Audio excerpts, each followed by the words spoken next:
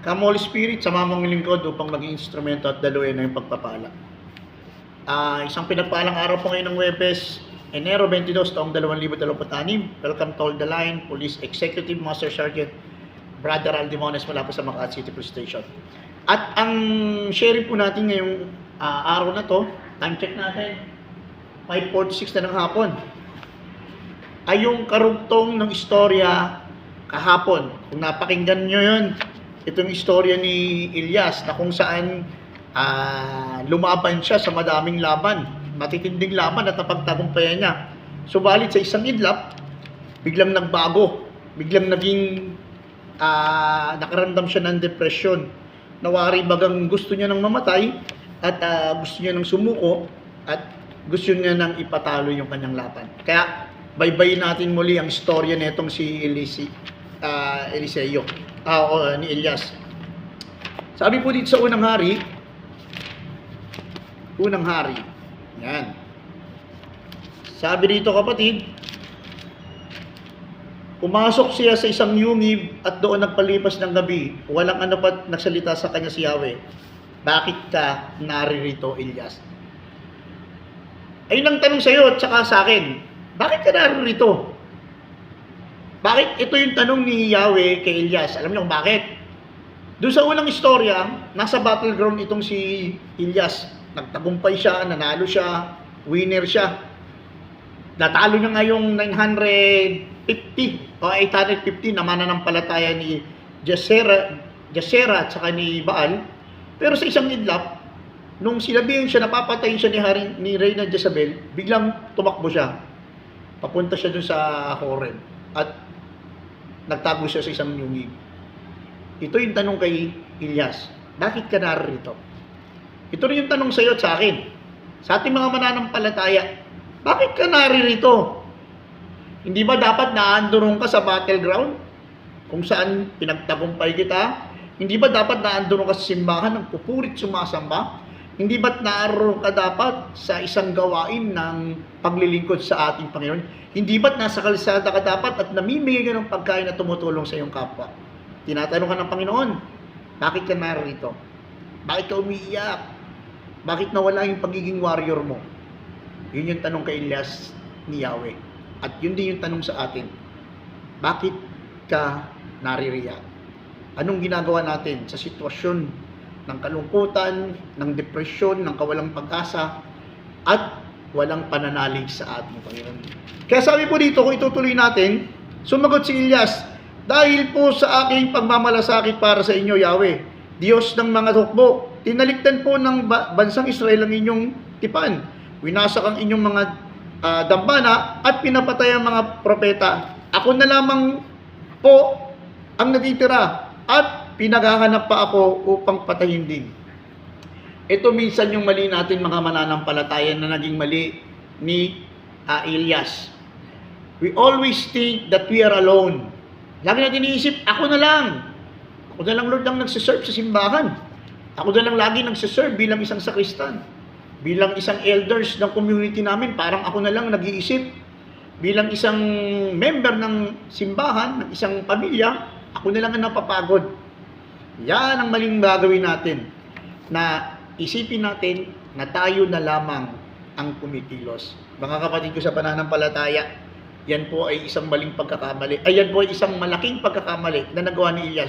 Iniisip niya na siya na lamang ang mananampalataya. Patay na ang lahat, ubos na, wala nang gagawa. I am alone. Pero tanda mo kapatid, iwan ka man ng ibang tao, iwan ka man ng pamilya mo, iwan ka man ng community mo, tandaan mo, hindi ka iwanan ni Kristo.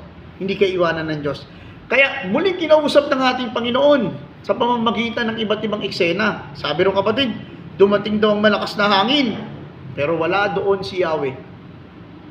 Dumating daw ang malakas na lindol, pero wala pa rin doon si Yahweh. Dumating daw ang isang kidlat, pero wala din doon si Yahweh. Pero sa isang bulong, sa isang tinig, sabi ito kapatid, lumabas si Elias, tinakpan ng balabal ang kanyang muka at naghihintay na humarap ng yungib. Narinig niya ang isang tinig na nagsabi, Elias, bakit ka naririto? Ang ating Panginoon madalas naroon sa pamamagitan lamang ng simpleng bulong. Isang maliit na tinig na akala natin hindi napapakinggan ng Diyos. Ito yung kapatid, yung magandang paalala ulit. Manatili kang bumubulong. Ibulong mo sa Diyos ang lahat ng iyong problema. Ibulong mo sa Diyos, ikwento mo sa Kanya ang iyong pinagdadaanan. Maaari kasi doon sa panalangin, naroon ang ating Panginoon. Maaring nag-iisip tayo ng malaking himala, nag-iisip tayo ng mga malalaking breakthrough, pero hindi natin alam, nasa bulong lang pala, nasa mumunting panalangin, magsisimula ang lahat.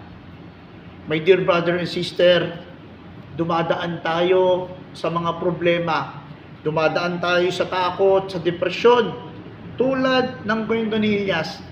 Pero tandaan mo kapatid, sa isang bulong, kinausap siya ng ating Panginoon at muli siyang tinanong, bakit ka naririto? Ito yung tanong sa iyo at tanong sa akin. Bakit? O nga no? Sa daming battle na pinagdaanan ko, na-dismiss ako sa serbisyo, madaming kaso, nagkaroon ako ng sakit, ikaw, nawalan ka ng pera, nasunugan, namatayan, pinagtagumpayan ka ni Lord. Tapos ito ka na muli, tumatakbo. Tinatanong tayo ng Panginoon, bakit ka na irito? Kaya muling sumagot ang ating Panginoon, sabi sa kanya, sumagot siya, dahil po ang aking malalaking pagmamalasakit para sa inyo. Ito yung sagot ni Elias, dahil po daw sa malaking pagmamalasakit sa kay Yahweh.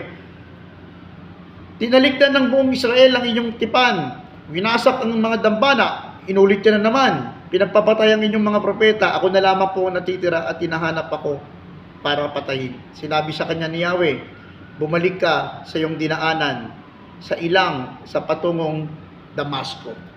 Balik! This is the instruction ng ating Panginoon. Yung nakaraan, diba, sabi niya doon sa may sakit, stand up, pick up, ligpitin mo na, then go home, balik ka sa bahay mo. Ito yung hamon sa atin. Pinababalik tayo sa battleground. Matapos kanyang itayo, matapos kanyang patawarin, matapos kanyang pagpalain, matapos kanyang pagalingin sa mga oras na to, stand up, balik ka na dun sa battleground, sapagkat gagamitin ka na ng Panginoon. Ito yung magandang instruction ng uli. Sabi doon, ang makatakas daw, ito, ibabaybay natin yung salitang ginamit. Sinabi sa kanya ni Yahweh, bumalik ka sa dinaanan mo sa ilang, patungong Damasco. Pagdating mo ng lungsod, pahiran mo ng langis si Jezreel bilang hari ng Syria. At si Jesu naman, ang anak ni Namis, bilang hari ng Israel. Pahiran mo rin ang langis si Eliseo na anak ni Salat na taga Abel Mola bilang propeta ng Halilseo. Ang makaligtas sa tabak ni Jezabel ay papatahin ni Jesu. Ang makaligtas naman sa tabak ni Jesu ay papatahin ni Eliseo. Ngunit 7,000 tao sa lungsod ng Israel ang ililigtas ko, ang mga hindi naninikluhod kay Baal at hindi sumasamba sa kanya. Mga kapatid ko sa mananampalataya, akala mo lang nag-iisa ka.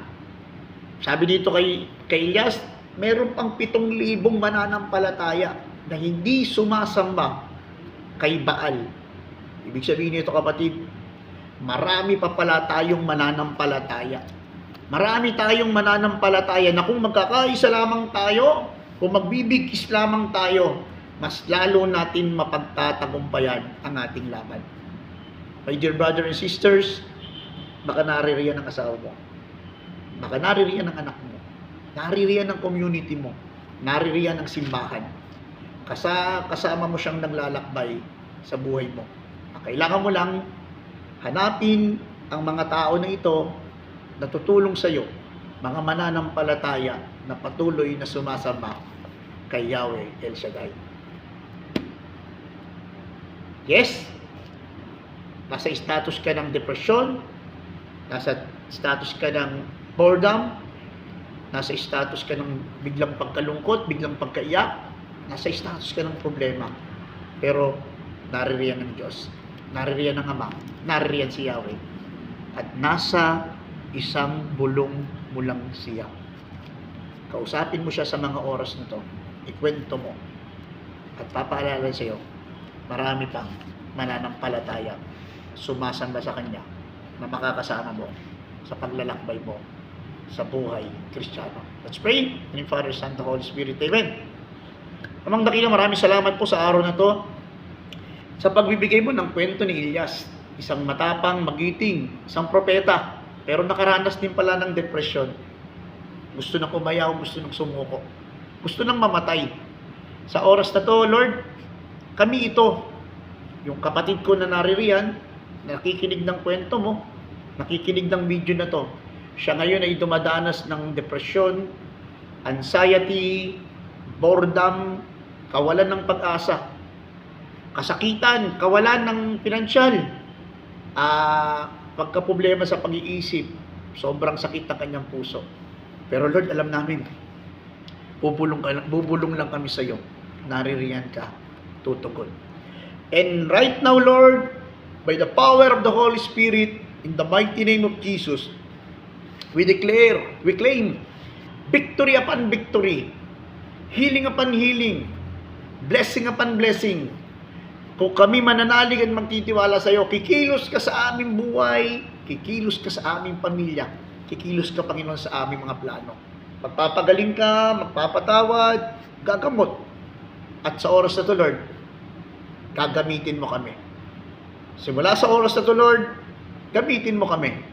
Gamitin mo kaming instrumento at daluyan ng pagpapala. And we ask this in the mighty name of Jesus, who lives and reigns, now and forever. Amen and amen. The Father, the Son, the Holy Spirit. Amen. Big shoutout lang sa mga tropa dyan sa GSD. Ayan, mga tropa natin ha. Sila Ma'am Franz, yan, Sonia, sila Boss Juan. Ayan, tsaka yung ating bagong idol. Idol na pala natin dati to. Si Boss Frankie, ang OIC ng GSD ngayon. Tsaka yung mga dyan sa elevator natin. Ingat kayo lagi. Pagpalain kayo lagi ng Diyos na buhay. Muli, mula dito po sa Makati City Police Station, sa ilalim po ng bandila ng Pinag-isang Puso Catholic Charismatic Ministry Incorporated, patuloy po na bumabati, nagsasabi, Diyos hold the line, hawakan po natin lagi ang salita ng Diyos. Bye-bye, love you all.